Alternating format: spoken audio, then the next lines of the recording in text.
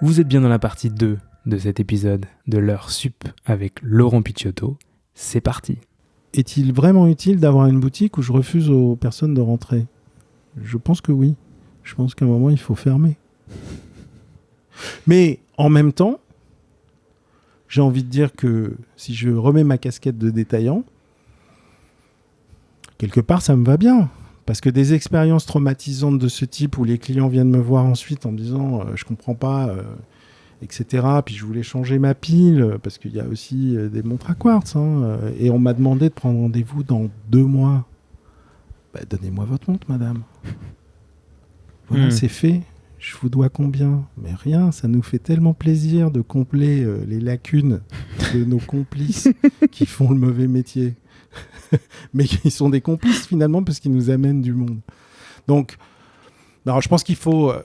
je veux dire, c'est un boulot complet et c'est là où il y a un certain nombre de maisons qui comprennent bien ça, d'autres moins bien. Moi, j'ai des marques avec lesquelles on travaille qui voudraient qu'on ne vende qu'à des Français. Je veux bien, ça fait 35 ans qu'on est là. Les Français représentent moins de 10% de notre chiffre d'affaires.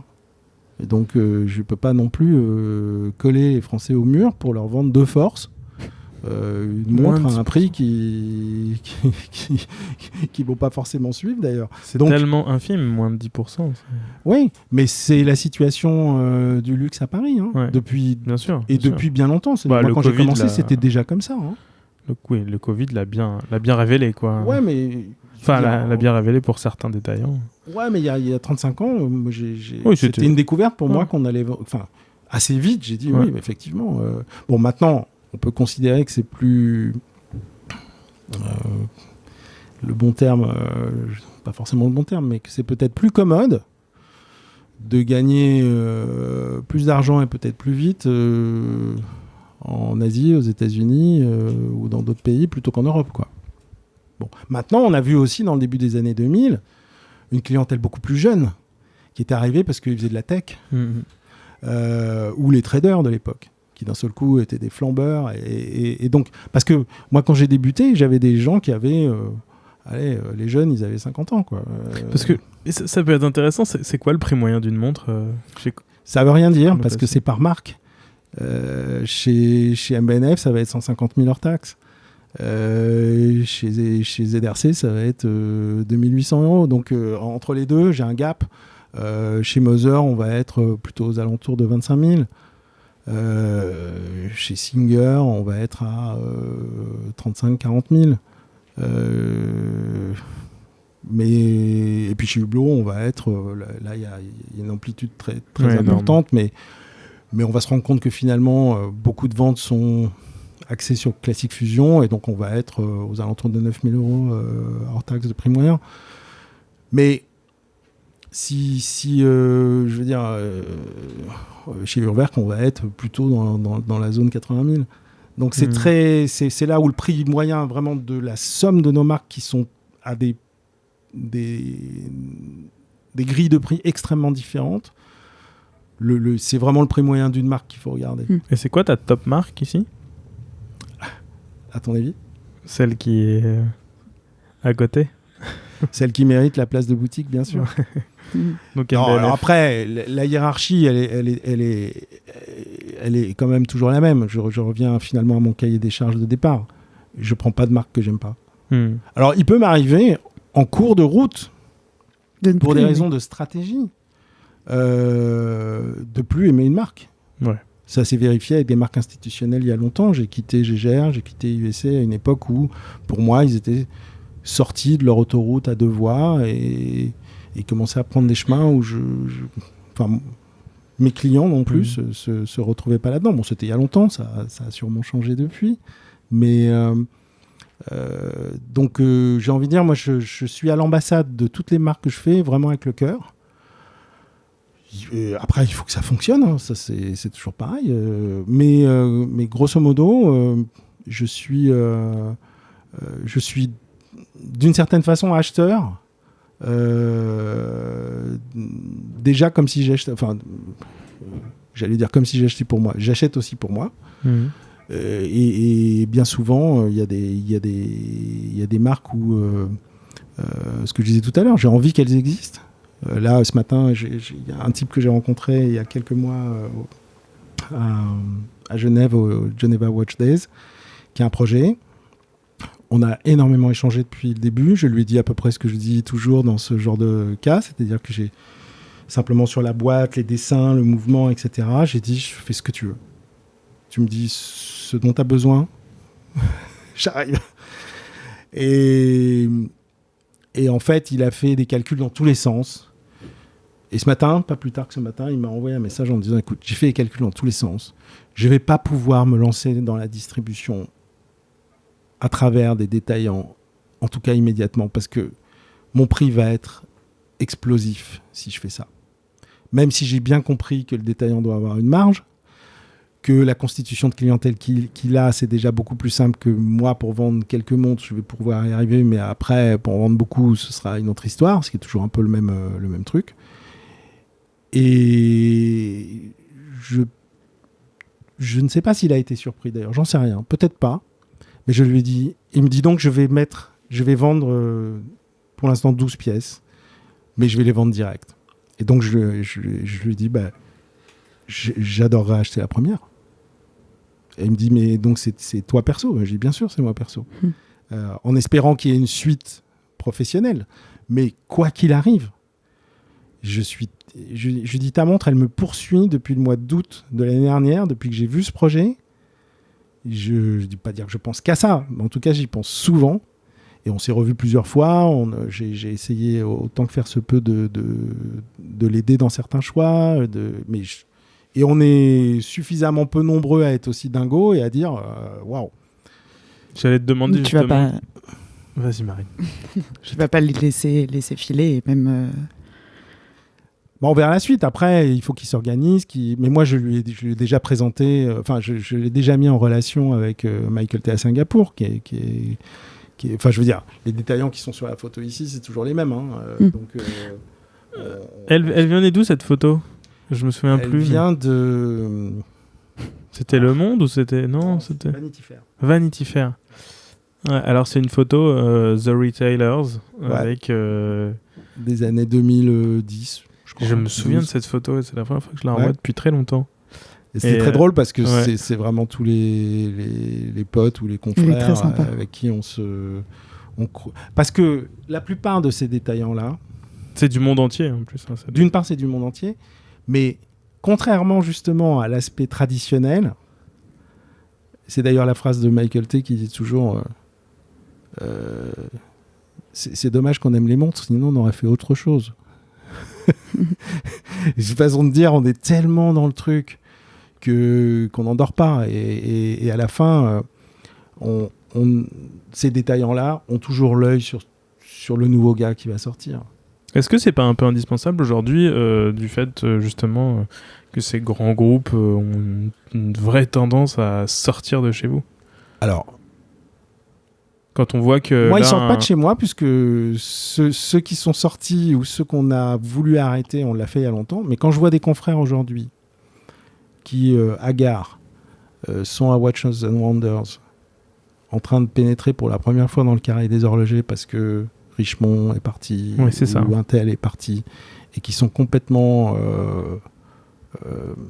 perdus, je dirais. Et qu'ils arrivent un peu après la bagarre, c'est-à-dire qu'ils vont chez des marques qui ont du succès aujourd'hui, même si elles fabriquent moins de 2000 montres. Et puis, ils les reçoivent gentiment, mais ils leur disent quand on est venu vous voir il y a quelques années, vous ne nous avez pas vraiment accordé audience. Et puis aujourd'hui, quand bien même on voudrait étudier le truc et balayer le passé, parce qu'on s'en fout après tout, on peut pas parce qu'on n'arrive déjà pas à livrer les gens qui nous ont fait confiance à l'époque. Donc, besoin, oui, sauf qu'aujourd'hui, la politique chez les indépendants qui fonctionnent, c'est trop tard. Ouais. C'est trop tard.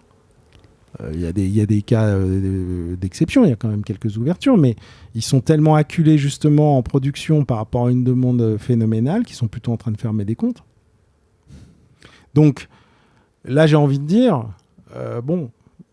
sans la ramener, mes choix de l'époque se révèlent être fantastiquement, je ne mettrais pas confortable, parce que y a rien de facile dans quelque métier que ce soit, mais grosso modo, heureusement que j'ai fait ce choix-là. Mais c'était aussi mon choix de départ. J'avais pas envie d'être au service secret de Sa Majesté de tel groupe ou de tel groupe ou de tel groupe, ou avec 12 marques. Et j'ai eu beaucoup de marques de Richemont à une époque où Richemont était plus amusant. De l'époque d'Isabelle Guichot ou d'Alain-Dominique Perrin, quoi. C'est pas la même histoire. Aujourd'hui. Donc voilà un peu l'histoire. Sachant qu'évidemment, autour de tout ça, le plus important, on n'en a pas parlé, c'est les clients. C'est marrant parce que c'est vraiment la question que j'allais te poser. Et je me disais, il y a une espèce de transmission de pensée. Mais cette clientèle, justement, ce que je voulais te demander, c'est cette clientèle, tu l'as construit finalement à chaque client, quoi. Chaque personne qui met un pied devient ton porte-parole et qui en parle à quelqu'un et ensuite revient et ensuite est fidélisé, c'est ça Ouais, d'une part, mais ça s'est construit aussi par cette sélection qui est, et tu peux chercher, qui est unique. Oui, parce que forcément, quand tu vends des marques qui ne sont vendues par personne et que personne ne trouve ailleurs, ça attire des gens qui vont se dire, de toute façon, cette Urwerk, si je veux la voir, il va falloir que j'aille. Donc on a encore aujourd'hui énormément de personnes qui viennent de différents pays et qui disent, enfin, je vais pouvoir voir la collection de Singer ou de Ressence ou parce qu'on a aussi beaucoup travaillé et on continue de le faire chaque année à mettre au point soit des séries limitées avec les marques, puisqu'on a des rapports de proximité à la fin que ce soit des rapports de proximité assez intimistes, aussi bien avec des indépendants qu'avec des grosses maisons. À Bulgarie, on est en train de préparer notre 3e série spéciale. Alors, ça fit avec Babin, avec Antoine Pain, avec Fabrizio Buonamassa. Enfin, je veux dire, on est raccord. Moi, je leur ai dit, je veux faire que de la finissimo. Je veux être un octo spécialiste. Et on a démarré avec Mocopoleta sur cette première série Tattoo. On en a fait une 2e. Là, on va faire une 3e qui va être en or. Donc là, ça va être encore un autre challenge, mais ça va être assez exceptionnel parce que ce ne sera pas tout à fait une pièce en or au sens classique du terme. J'ai vu une répétition minute Octo Finissimo. Celle-ci, elle était dédiée à la boutique ou... Non, pas. Non, du courant. Non, du courant. Dire, si on y va, on y va. C'est-à-dire, moi, mon discours avec beaucoup de maisons, c'est de dire je veux tout, mais je veux plus. Donc déjà, dans ce qui existe en pièces compliquées chez eux, là aujourd'hui, j'ai commandé Chrono Tourbillon, Nouveau Mouvement Tourbillon et Quantième Perpétuel dans les 3 finitions, mais qui étaient un peu effacées par Roma cette année. Donc,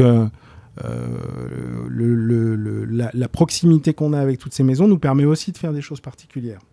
Et pour revenir aux clients, on les capte surtout, je dirais, avant même le traitement, de par la sélection. C'est-à-dire, les gars, ils disent, si tu veux, quelqu'un qui s'intéresse à un sujet, il s'intéresse aux montres, il arrive devant notre vitrine, il ne nous connaît pas, parce qu'il y en a encore, heureusement.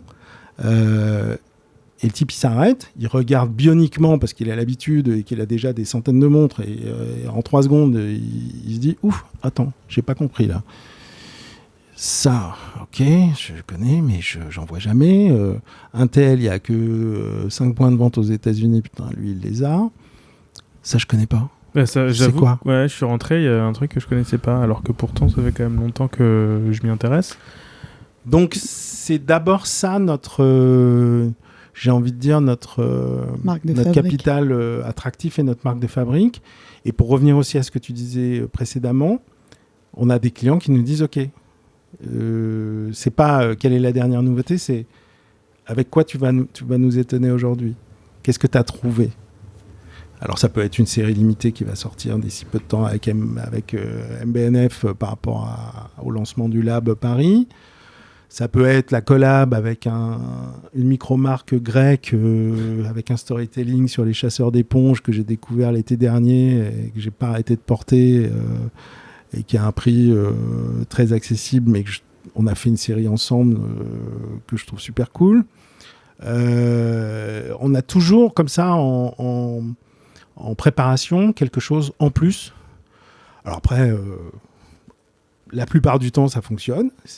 Il est arrivé que ça fonctionne pas, hein, et que ce soit un échec, et qu'on se retrouve avec un beau stock de séries limitées dont on sait pas quoi faire, mais bon, ça arrive.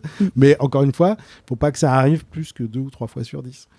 Donc, et du coup, on touche des clients. On a toujours touché des clients qui étaient soit des gens qui étaient déjà dans une pathologie relativement développée, donc il y avait déjà des centaines de montres, et d'autres qui sont arrivés en ayant déjà pas mal de montres, mais plutôt des marques institutionnelles qu'ils connaissaient et qui ont basculé du côté obscur de la force par notre intermédiaire et qui d'un seul coup ont quasi rejeté tout ce qu'ils avaient acheté auparavant pour se consacrer à telle ou telle marque. On a le plus gros collectionneur d'Urwerk de l'histoire de la maison, qui a une résidence à Paris et qui a quasiment tout. Donc c'est aussi déclenché pour un certain nombre de personnes une étincelle qui soit révélatrice même pour lui-même. Et par rapport à tout ce qu'on a vu là, le mois dernier comme nouveauté, qu'est-ce qui t'a fait cet effet vraiment qu'est-ce qui t'a bluffé, cette année, Alors c'est très curieux parce que la montre qui m'a bluffé, personne n'en a parlé. Bon, maintenant ils n'ont pas forcément la plus grande audience, hein, parce que d'abord ils ne sont pas à Palexpo, ils étaient à Barton 7. Et c'est souvent d'ailleurs dans les semaines ou les jours qui suivent un salon que je trouve plus commode de voir qu'est-ce qui reste à la surface de ton esprit. Et en fait, c'est une Singer qui n'est pas encore sortie, dans un diamètre inférieur à ce qu'ils font d'habitude. J'en ai commandé une perso d'ailleurs, parce que en fait, ça m'empêchait de réfléchir à d'autres choses. Donc. Mais c'est cette Singer-là qui m'a giflé, quoi. Je dis waouh, là c'est fantastique. Après, bon, il y a évidemment beaucoup de choses. Je veux pas dire qu'on est aussi. Je me sens pas blasé. Maintenant, ce qui est clair aussi, c'est quand tu vois des centaines de montres comme ça, bon, tu restes sur finalement presque une seule par marque qui vraiment, tu dis. Donc ça va être la Reloaded d'Urwerk, parce que moi ça fait 10 ans que je lui demande de la refaire, et ça fait 10 ans qu'il me dit qu'il n'est pas nostalgique. Je suis content qu'il ait un petit passage à vide et qu'il soit nostalgique et qu'il la refasse, parce que la pièce elle est juste dingo. Et là je peux pas l'acheter parce que j'ai trop de clients qui la veulent et qu'à un moment je suis d'abord au service de mes clients. Chez Max je peux pas en parler parce qu'il n'a pas montré. Mais il y a une fois de plus des trucs dingues. Chez Moser, on avait déjà quasiment tout commandé auparavant. On a la bleue, là, elle est incroyable. La 40 mm. Oh. Ouais. Wow. Mais aujourd'hui, chez Moser, on a 59 pièces en commande. Et on reçoit 2 pièces, 3 pièces, machin. Enfin bon, mais ils ont tout juste sur vraiment beaucoup de sujets. Et puis Édouard Mélan et son équipe, ils ont de l'humour, on s'amuse, on tente des trucs, on fait des trucs. Édouard est super réceptif. Moi, à un moment, je lui dis, on va faire une montre qu'on montre pas, qu'on poste pas. Et même le client, s'il l'achète, il doit pas la poster. On fait, boum, on s'amuse. C'est pas exposé. Personne n'a le droit d'en parler, quoi. Sauf l'acheteur, mais pas de photos. Pas de web. Dans un monde où tout est posté. Bien souvent, le mec, il a même pas acheté la montre, qu'il l'a déjà posté. Là, on fait un truc à part. Et ça, Édouard, quand ils ont commencé les concepts avec les cadrans sans marque, et ça, c'est mon rêve sur toutes les marques, parce qu'à un moment, pourquoi je vais mettre une gourmette pour savoir comment je m'appelle ? À un moment, j'ai pas besoin d'une surface aussi importante sur un cadran, d'avoir le nom de la marque. Je sais que c'est une marque de chez Intel. Et si je le sais pas, c'est qu'elle a pas une identité suffisamment forte. Surtout quand tu achètes une Urwerk. Par exemple, t'as pas besoin. T'as vraiment pas besoin. Et quand il a fait les premiers cadrans concept, ils étaient un peu... ils étaient dans le début du truc. Qu'est-ce qu'on fait ? On a fait plein de couleurs, machin. J'ai dit, vous posez pas de questions, j'achète tout. Et c'est que des pièces uniques. Et je vais vous dire si ça fonctionne ou pas, mais je suis sûr que ça va fonctionner. On a tout vendu right away, quoi. Donc, au salon, on a vu tellement... On en a bouffé. Bon, Bulgarie, il y avait 3 compliques Octo, mais mais Octo, bon, je peux pas résister en règle générale. T'en as une au poignet d'ailleurs. Ouais, j'en ai peut-être 7 ou 8. On a vu qui c'est compliqué. Parce qu'à la fin... il y a 2 projets qui m'excitent beaucoup aussi. C'est Daniel Roth et Janta. Ouais, j'allais y venir parce qu'on en parlait tout à l'heure. Alors, qu'est-ce que t'en penses ? T'es ravi ? Je suis ravi. Bon, moi, je voyais déjà Evelyne pour un autre projet qui va se faire d'ailleurs. Mais ça, je peux pas vous en parler encore tout de suite. Je suis ravi. Et je suis ravi aussi pour Evelyne Janta, pour la mémoire de Gérald, pour sa fille également, parce qu'il a disparu, elle avait 10 ou 11 ans, et donc elle découvre avec un effet retard beaucoup de choses. Et puis Jean Arnaud est génial, quoi, parce qu'il est vraiment sur l'axe qui me semble bon, et puis on est nombreux à... Michael T aussi, je veux dire, il a racheté la marque il y a déjà quelques années avant de la revendre à Bulgarie.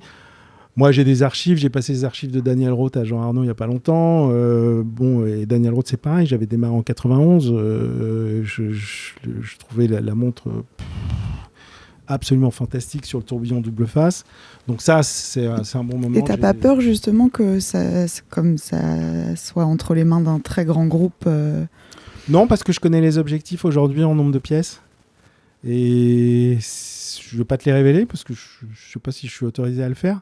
Mais c'est tellement peu de montres qu'on est vraiment sur... Ça ne va pas perdre l'identité. De toute façon, l'idée, c'était pas... faut être clair. Gérald Gintin, il ne se passait pas grand-chose avec tout l'amour que j'ai de Bulgarie dans les mains de Bulgarie. C'était une montre rétrograde tous les 2 ans. Juste histoire de dire, on exploite la marque. Okay. Daniel Roth, il n'y a plus rien eu depuis l'époque où The Hourglass Michael T était propriétaire. Donc, et encore une fois, on parle de très très peu de pièces puisqu'on parle de 5 ou 6 détaillants dans le monde. Donc, non, ça me fait très plaisir parce que j'ai adoré vendre du Ginta pendant longtemps. Daniel Roth, on a convaincu beaucoup de monde à l'époque. Et ça c'est super cool. Donc là, tu es en train de regarder dans ton grimoire. Ouais, parce que si tu veux, j'ai vu tellement de monde.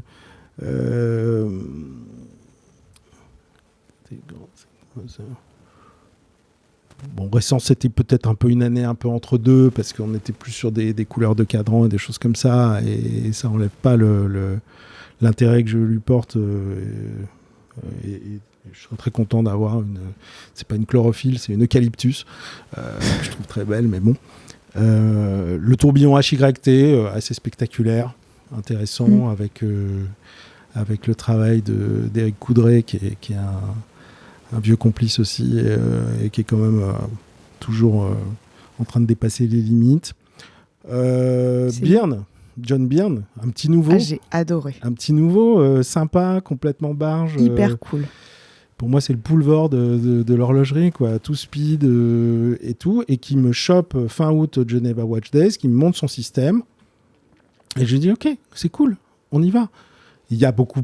On pourrait transformer les choses, mais je ne vais pas te compliquer la vie, parce que tu avais déjà mis 4 ou 5 ans à monter ce projet. Je viens, je suis là. C'est malin.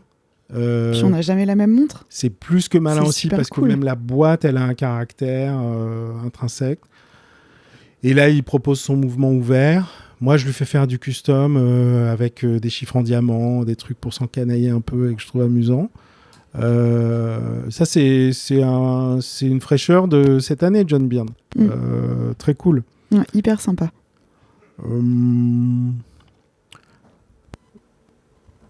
Cross Studio, on est en train d'élaborer une pièce unique sur leur nouveau mouvement. J'ai l'impression qu'à chaque fois, il y a toujours une forte appétence pour, au-delà des montres, l'horlogerie. Tu vois, c'est pas uniquement du style, je t'entends souvent, enfin, depuis le début de notre discussion, tu parles beaucoup d'horlogerie, tu vois, il y a un vrai travail sur ci, sur ça, pas uniquement sur « Ah, c'est une montre, c'est joli, ils ont mis un Sellita SW200 et Non, basta. mais tu peux avoir je veux dire, le grec, la marque Ianos, ça c'est un scoop. Le mec, il est équipé d'un Cellitas. Ils vendent des montres à 1000 balles. Bon, c'est de l'argent, hein, je dis pas que c'est...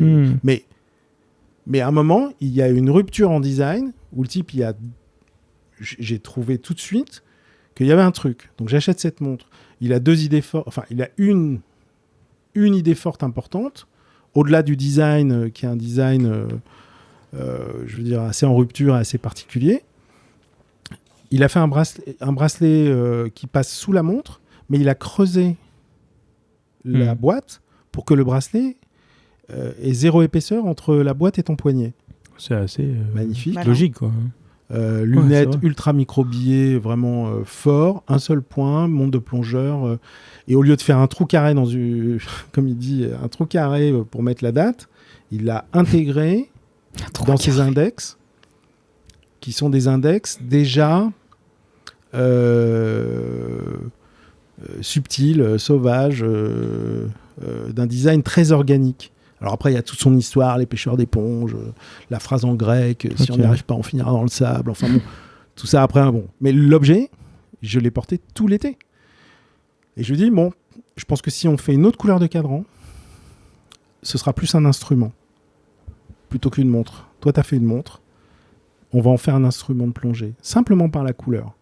Et le résultat va dans ce sens. À tel point que l'armée grecque, la marine grecque, commence à s'intéresser à son truc parce que le président, le Premier ministre porte une de ses montres maintenant. Enfin bon. C'est chouette.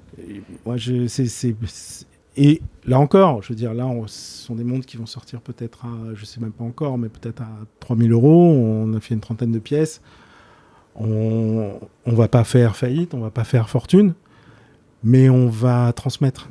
Je veux dire, de l'émotion. J'ai déjà des tas de gens qui disent « Ah, bah, c'est super !» Et c'est ça qui m'amuse.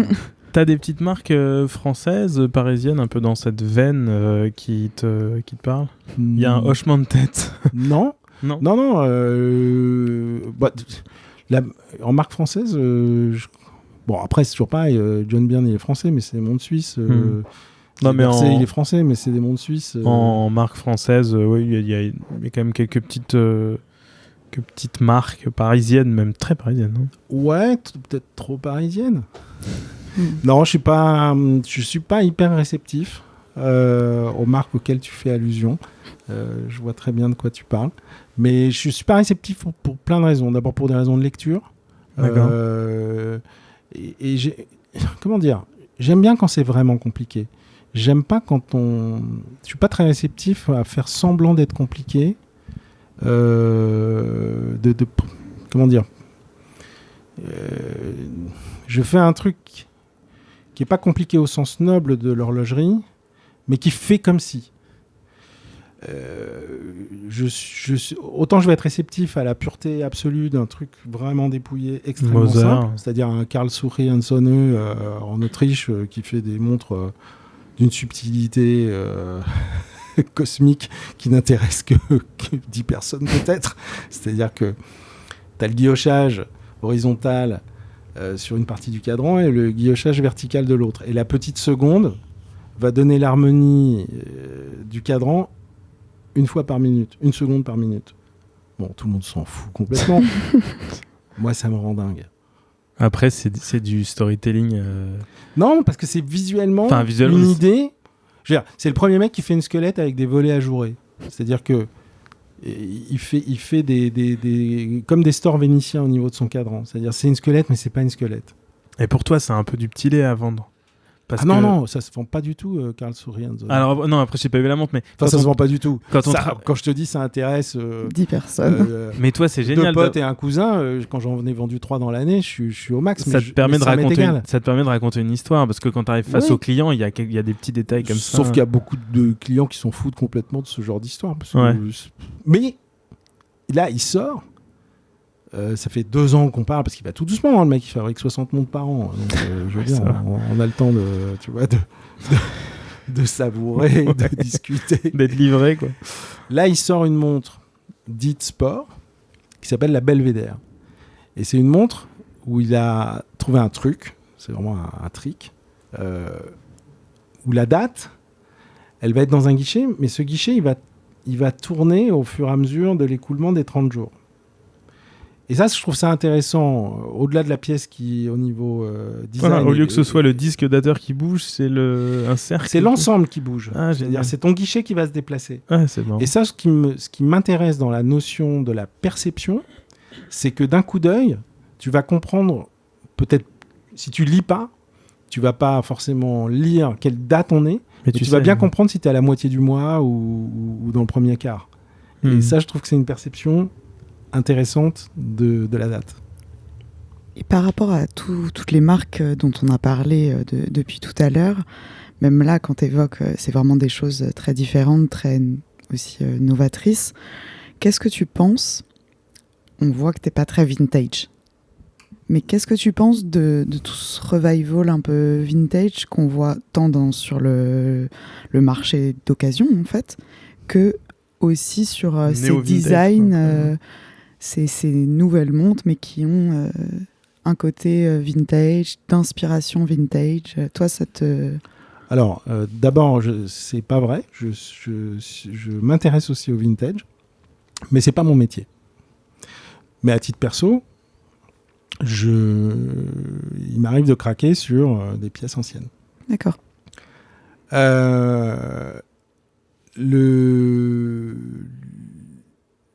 La question de faire du néo-vintage dans des marques contemporaines, c'est toujours un exercice de style où c'est bon ou c'est pas bon, quoi. C'est-à-dire, il y a des choses qui sont vraiment très réussies, et puis d'autres où c'est tellement téléphoné que ça donne plutôt envie d'acheter la vraie vintage que la pièce qui sort. Donc tout ça, c'est un savant mélange de dosage. De toute façon, l'alchimie, pour qu'une montre te plaise finalement, la vraie difficulté, c'est qu'il y a tellement de paramètres en termes déjà de design, avant même de parler de mouvement et de complications, si tant est qu'il y en ait. C'est que finalement, c'est une accumulation de détails qui vont passer par la boîte, le cadran, l'ergonomie, les aiguilles, la typo, les index, etc. Et c'est une telle foule de trucs qu'il n'y a pas de recette idéale, à tel point que quand tu fais des tests, tu t'aperçois que si tu montres deux modèles totalement identiques et que l'un a des aiguilles différentes de l'autre, tu vas avoir des courants qui vont dire c'est là que je préfère. Pourquoi ? Difficile à exprimer en tout cas et à analyser. Donc c'est là où il n'y a pas de recette miracle. Donc on peut faire des trucs néo-vintage qui sont super justes, et parfois plus justes que la pièce vintage, et puis parfois on est hors sol ou hors champ. Maintenant le vintage, si c'était aussi dans ta question, mais je suis pas bien sûr. Après on est dans un marché aussi qui a beaucoup évolué, et à plus forte raison ces derniers temps. Quand tu vois, il y a une pièce qui passe chez Philips là, qui m'intéresse beaucoup. Et c'est pour ça que je vais pas la nommer. Mais elle a été achetée 460 francs en 72 de mémoire. Elle va probablement faire entre 80 et 120 000. Alors, il y a eu 60 montres à l'époque, on estime, de cette petite montre de sport en 37 mm. On a beaucoup d'infos là. Hein. On va peut-être pouvoir la retrouver. Hein. Je vais être avec mon petit panneau chez Philips.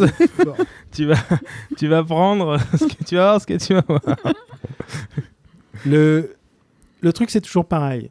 C'est que si moi j'ai acheté cette pièce à 460 francs dans ces années-là, et c'était de l'argent, hein, mais c'était quand même bien moins d'argent que l'estimation qui est faite aujourd'hui. Je suis évidemment pour l'acheter au prix que ça valait à l'époque. Ce que je veux dire par là, c'est qu'une Gibson on parle de guitare électrique Les Paul 1959, ça valait aussi $265 à l'époque. Aujourd'hui, ça vaut entre 140 000 € et 350 000. Est-ce qu'on a une Mais- Les Paul ici Et On un n'a pas de Daytona Les Paul. Paul Newman. Par exemple.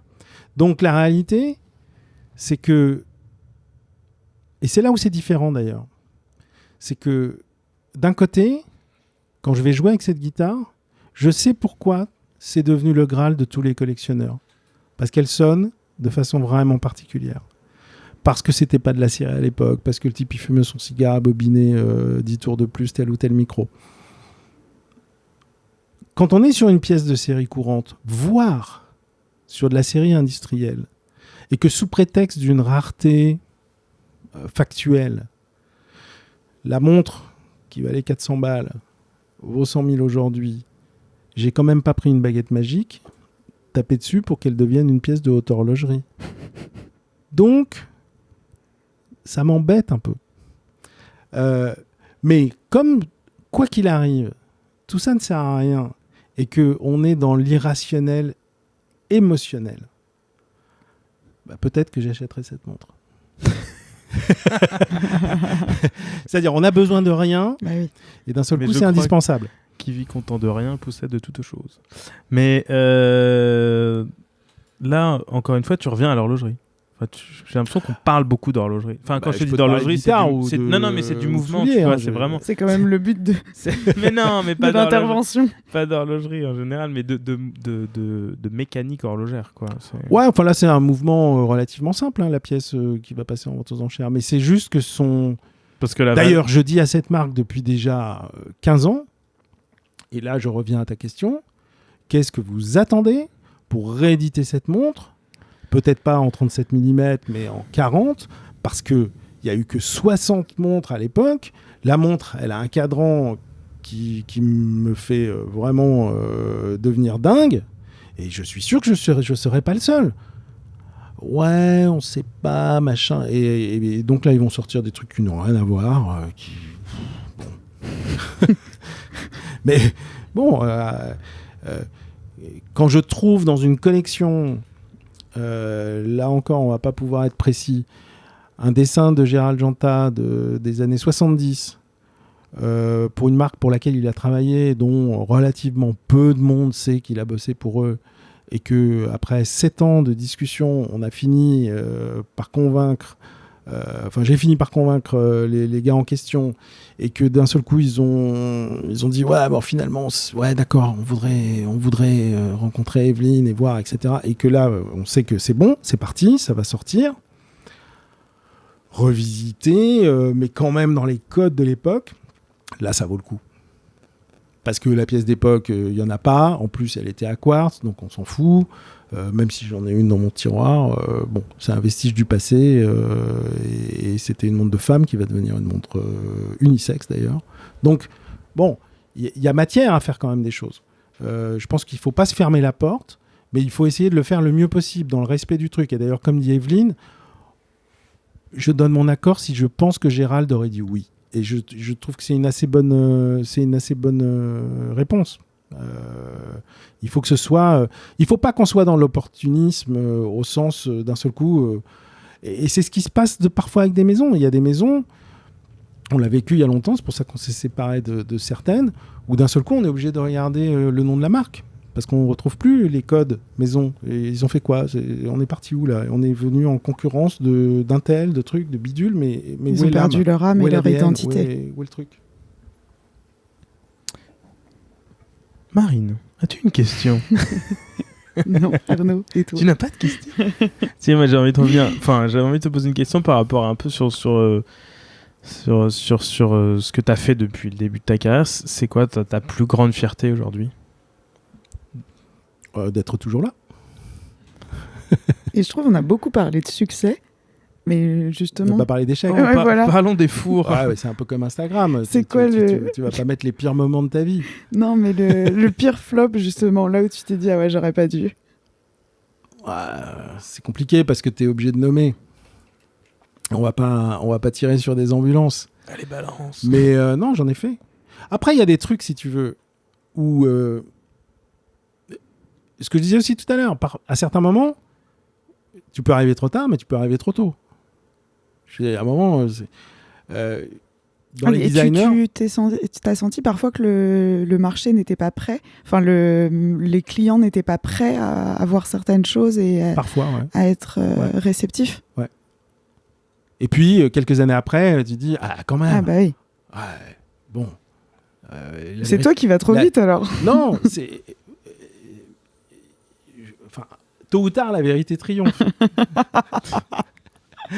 En toute humilité. Non, c'est pas... C'est-à-dire que si on a quelques siècles devant nous, la vérité va finir par triompher. On va retenir des trucs qui, évidemment... Luigi Colani, c'était un designer génial. Type qui a bossé pour Nikon, pour Pelican, qui a fait après plein de concept cars qui n'ont jamais vu le jour en production parce qu'il était toujours inspiré de façon organique de la nature, des fleurs, etc. Et un jour, je suis à la foire de Bâle et je vois des Allemands qui ont pris la licence de Luigi Colani pour faire des montres. Alors, Luigi Colani, italo-suisse, mais le mec, si tu regardes Google Images sur Luigi Colani, tu vois ce qu'il a fait, tu te dis, le mec, c'est un illuminé, quoi. Mais c'est un illuminé avec absolument aucune limite. Et je passe devant la collection de montres. Le postulat, c'est que lui, il considère que cet os-là, c'est pas bon pour l'ergonomie du port d'une montre. Donc il fait un bracelet qui contourne. Donc, déjà, on est dans une montre, le mec il te demande à quelle secte tu appartiens. La montre, elle est inclinée de 30 degrés pour ne pas avoir à plier le bras. Mais il invente un truc que personne n'a repris depuis l'époque. Il travaille sur des aiguilles immascables. Qu'est-ce que ça veut dire ? Ça veut dire que à 3h15, les aiguilles sur la plupart des montres se superposent. Si c'est la nuit, d'ailleurs, tu vas chercher l'autre aiguille pendant un moment si elle est luminescente. Et là, il fait 2 courbes avec 2 flèches qui se positionnent l'une derrière l'autre. Pour moi, c'est un truc le plus génial en termes d'aiguilles que j'ai jamais vu dans toute ma carrière. Je te passe le fait qu'il a fait un système anti-contrefaçon comme si quelqu'un allait faire des montres aussi bizarres que quand tu mets de la buée sur le verre, t'as la tête de Colani, et quand tu vois la tête de Colani, le mec il a une tignasse comme ça, une barbe comme ça, des moustaches comme ça. Enfin bon, ça... mais je connais des copains qui mettaient leur montre au frigidaire pour conserver l'effet de buée un peu plus longtemps avec la tête de Colani. Bref. Je passe, j'achète tout. Il a fait des montres en or pour femmes avec...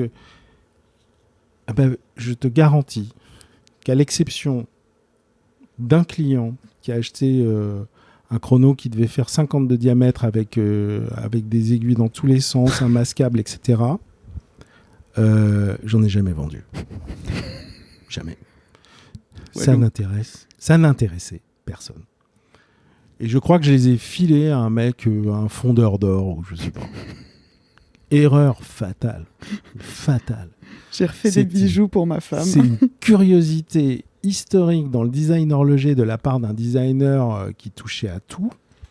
Mais après ce podcast, je pense que ces montres vont valoir très très cher. Ouais, mais tu vas trouver. J'en ai là, je te montrerai. Moi, je veux bien voir. Ouais, si tu veux, il y avait le modèle entrée de gamme qui s'appelait la Wings. Avec ce fameux bracelet bizarre, ces aiguilles immascables, etc. Une seconde trident aussi, pour avoir la seconde de façon... Ah ouais, mais bon, ça, Colani, il faut faire un podcast sur Colani avec des gens qui connaissent ça, mais il y a plus grand monde qui connaît ce mec-là. Il est mort il n'y a pas très longtemps. Bref. Donc, ça, c'est un four. Ça amuse, franchement, que moi. Voilà. Ça m'est arrivé... quand même, en 35 ans, on va dire suffisamment de fois.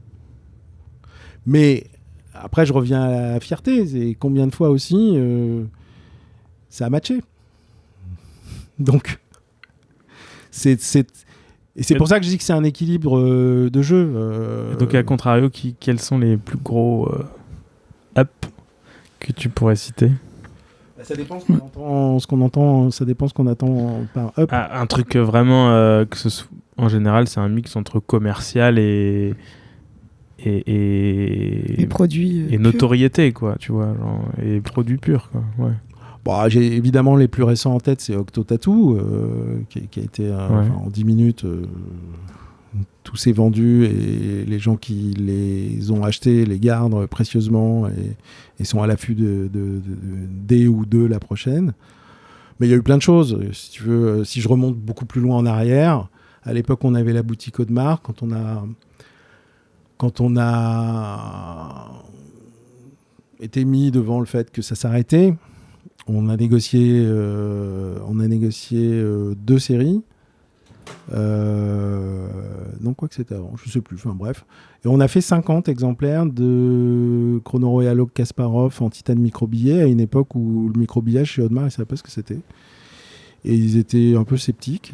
Et 50 montres, c'était très peu à l'époque parce que AP à l'époque faisait des séries de 500 voire 1000. La cote doit être sympa aujourd'hui là-dessus. Et les garde. Ils les gardent tous. Enfin, si j'ai un client l'autre jour de Madagascar qui m'a dit je suis désolé Laurent, mais l'offre était tellement importante. Je m'en suis séparé. Je lui dis donc tu es venu dépenser ce que tu as gagné pour la prochaine. Il fait non, justement pas. Donc on a fait ça avec une offshore aussi par la suite. Ça c'était génial. On a fait et après je vais pas la ramener non plus, mais franchement il y a des trucs je suis obligé parfois d'aller regarder dans l'ordi ou dans les notes. Surtout que à une époque on avait déjà pas internet, donc on venait en armure le matin, tu vois, c'était compliqué. Mais en plus on n'avait pas d'appareil photo. C'est-à-dire il y a des tas de choses où j'ai pas une seule photo parce qu'il fallait sortir un réflexe. Que pour prendre une bonne photo, il fallait déjà être photographe et qu'aujourd'hui, on a tous un appareil dans la poche et vas-y. Et il y a des trucs où j'ai demandé aux archives de certaines maisons. Gérard Perregaux, Gino Macaluso, qui était un ami. On faisait des pièces uniques sur des tourbillons. On faisait ça pendant longtemps. On s'amusait même à faire le proto-concept de ce qui aurait pu être la genèse de ce qui avait été fait sans que ce soit vrai. C'est-à-dire de dire, tiens... Voilà, à l'époque, le tourbillon 3 ponts en Laureato était sorti. Il va normalement peut-être ressortir un jour. Et donc, je dis à Gino, écoute, ce serait sympa si on faisait une concept alors qu'elle est déjà sortie. Bon, à ce moment-là du podcast, la carte mémoire est totalement pleine et je viens juste de me rendre compte. Donc ça a coupé, donc on va reprendre avec une nouvelle carte mémoire. On n'a pas trop gardé le fil de la conversation, mais c'est pas important, ça repart quand même. Allez, c'est parti. Bon, on reprend ce podcast après une erreur technique. Une carte mémoire trop pleine. Une carte Des mémoire gens trop bavards. Ouais, là on a vraiment été trop bavards. Vous n'êtes pas le tombé. Hein. Ouais. Tu nous as dit. Mettez une pièce. Je pense Mettez une pièce dans la machine. On a mis un billet dans la machine en fait, mais la machine s'est emballée. Donc on s'est arrêté à un certain moment où on a perdu quoi, 1 heure. Une heure.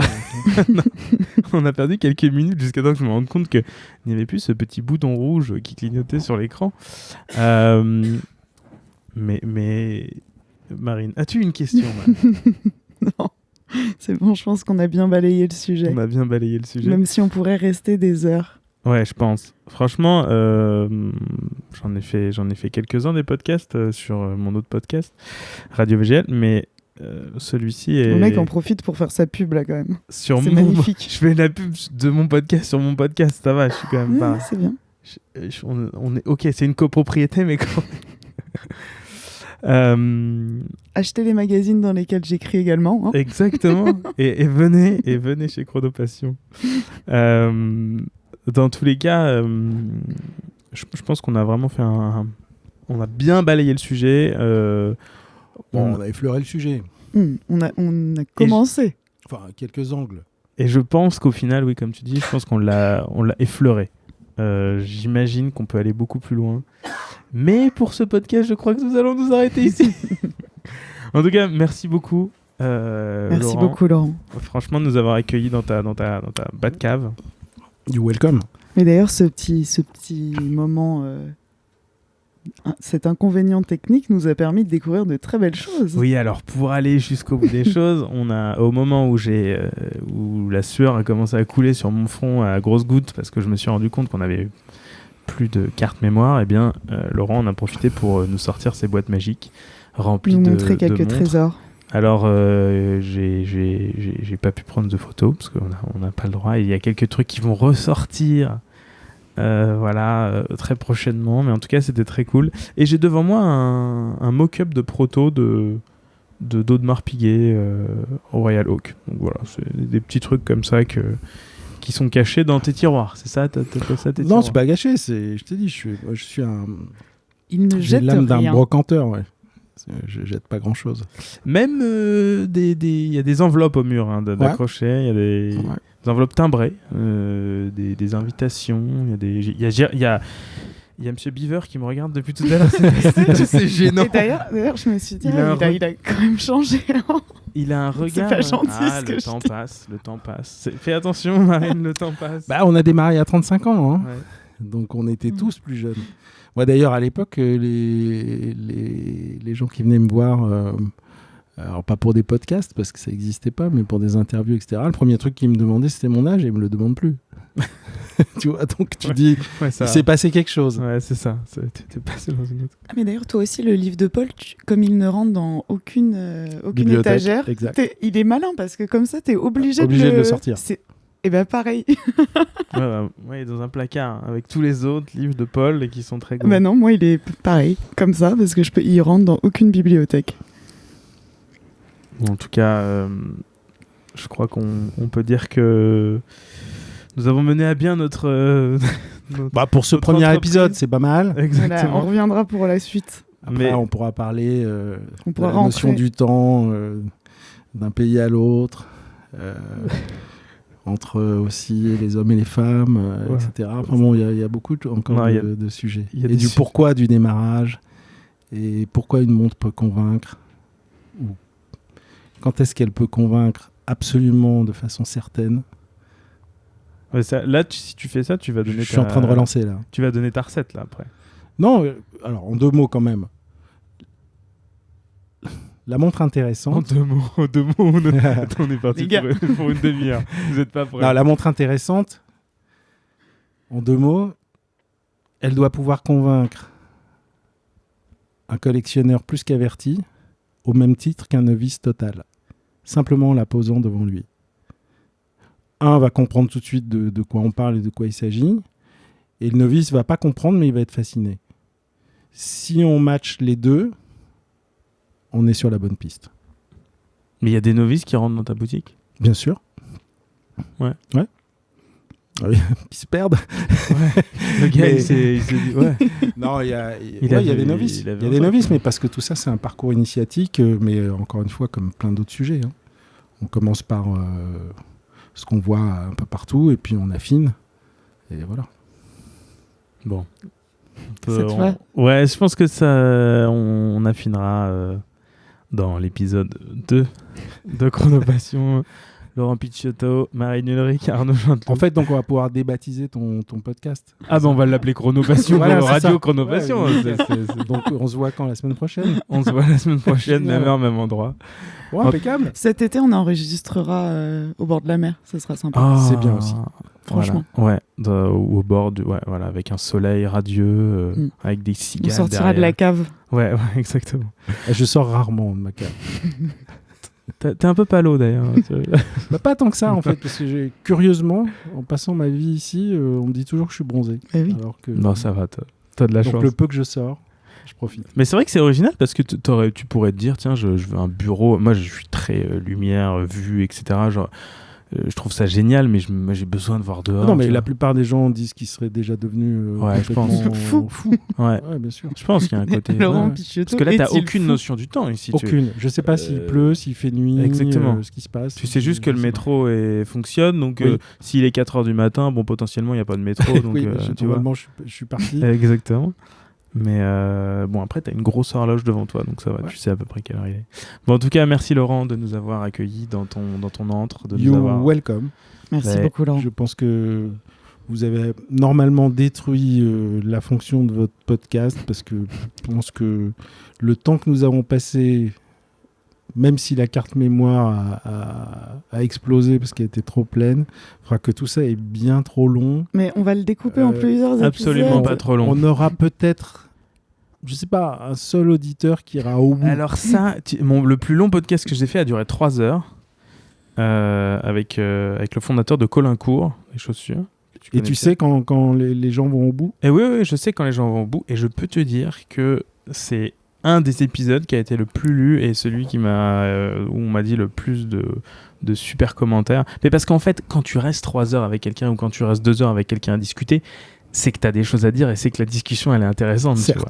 Parce que si tu restes 1 heure et qu'à la fin on dit bon ok bon bah merci ça m'est arrivé tu vois de dire bon bah ok super bon bah écoute merci voilà et puis bon voilà tu coupes court, tu dis bon voilà on a un peu épuisé tous les sujets et puis c'est terminé quoi.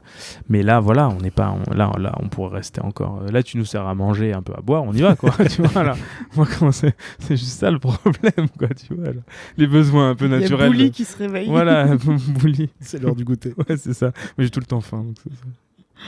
Bon, cool en tout cas. Un grand merci à toi. Merci Laurent. Et merci à tous d'être arrivés jusqu'ici. Bravo, félicitations. Et puis n'hésitez pas, donc, si l'épisode vous a plu, à vous abonner, à mettre des petites étoiles, peu importe où vous êtes, sur Apple Podcast, sur Deezer, sur Spotify, sur SoundCloud. Et puis on se retrouve pour un prochain épisode dans quelques jours, semaines, on ne sait pas. La semaine prochaine, on a dit. Surprise. Oui. Voilà, la semaine prochaine. Le podcast Chronopassion. Exactement. Ciao. Merci. Salut. Bye bye. Merci.